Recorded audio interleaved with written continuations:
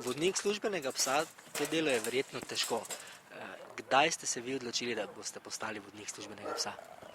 Ja, verjetno že kot otrok je ta želja rasla v meni, predvsem ko smo gledali te tuje filme, policiste in njihove spremljevalce. Prvega psa verjetno niste nikoli pozabili? Ja, zagotovo prvega psa noben ne pozabi, tako po svoje prve punce ne. Prvi pes je bil nemški ovčar Alan, bil je uvožen iz Češke, zelo agresiven pes, dominanten. Delala smo skupaj 10 let, po upokojitvi je šel z mano domov, sem ga odkupil takrat za simbolno ceno in je še pri meni doma živel takrat 3 leta.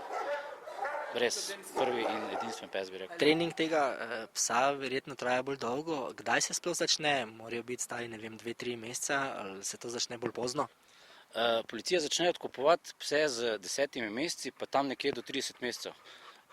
Trening, vsak pes, preden pride na teren, ima za sabo cirka leto šolanja, kar pomeni, policija ga odkupi, ga preizkusi, pes mora biti socializiran, mora imeti te delovne osnove in potem traja trening. Po pol leta vidimo naši inštruktorji v Ljubljani, ali je pes primeren za nadaljnje delo in takrat se začne sistematično delati s psom. Hrana, ki je namenjena njim, je kaj drugačna kot ta, ki jim namenimo mi svojim psom doma?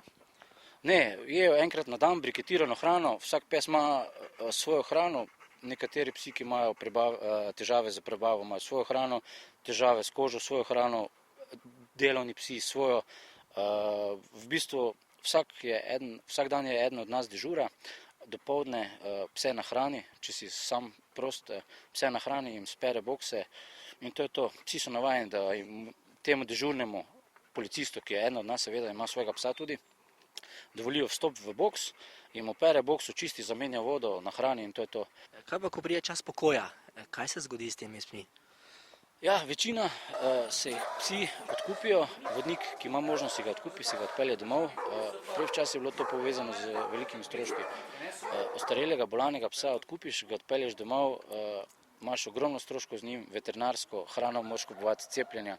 Sedaj so nam šli, v bistvu se sprejela nova zakonodaja in nam je omogočeno, da psa vzamemo do njegove smrti v trajen najem, kar pomeni, da imamo zastonj veterinarsko oskrbo našega veterinarja in hrano za njega dobivamo do njegove smrti. Prav tako je plačano cepljenje. Vaš pes ne grize, ne skače, ne napada, vaš pes počne nekaj drugega. Ja, to je res, razen tistega, da skače, rada skače. Ja, to je služen psiček oziroma psica za detekcijo predanih drog, pasme mađarska vižla. Vse ste sami, kot ste sami videli v prikazu dela, je zelo živahen pes, umirjen, socializiran, res neagresiven. Kako sploh poteka trening takšnega psa? Trening mora biti nenehno se moramo prilagajati določenim situacijam. Vendar delo je konstanta, ne moremo prenehati. Razen v času dopusta, recimo se to malo, pa zopet moraš vaditi, povaditi, da psiček konstantno je v formi, kondiciji, delovni kondiciji, da se ne pozablja, da vedno nove izkušnje dobiva, ki te najbolj na terenu koristijo.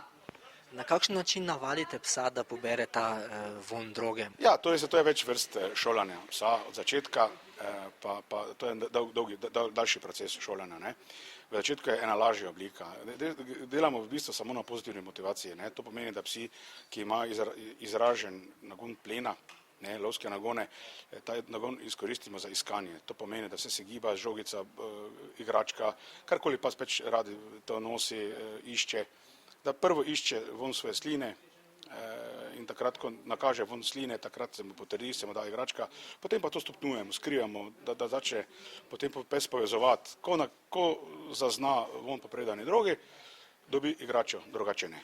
Zakaj ste se vi sploh odločili in postali vodnik psa? To moraš imeti malo že v sebi, bom rekel, že od samega otroštva, recimo, sem samo delal, oziroma sme tudi oče imel pse, dosti je hodil na kinološke prireditve z lovci.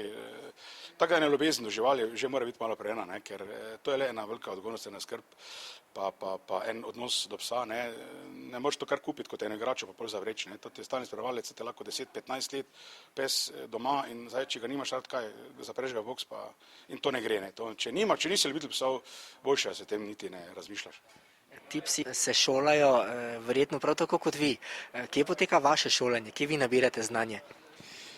Najprej znanje je bilo v nekdanjem legendarnem Poldotiku, šoli, zdaj se to spremenilo in poteka to šolanje v gmajnicah, prav tako enak kader, potem stroka enaka, ker tudi nadgrajujemo, dopolnjujemo drugega. V bistvu mi iz terena prenašamo naše izkušnje šoli, šola to sprejme, tudi prilagaja določene programe, tako da z roko v roki drugega dopolnjujemo. Torej šola izvaja šolanje, pa že po programu, ki se ne da kar tako iz dana v noč spremeniti, ampak tudi prisluhe našim potrebam. In kar se pojavi slabega ali pa nekaj nepričakovanega ali pa neznanega, potem tudi oni to vključijo v šolanje, koliko pač lahko. Tako da to sodelovanje oziroma šolanje poteka neprenehoma do konca.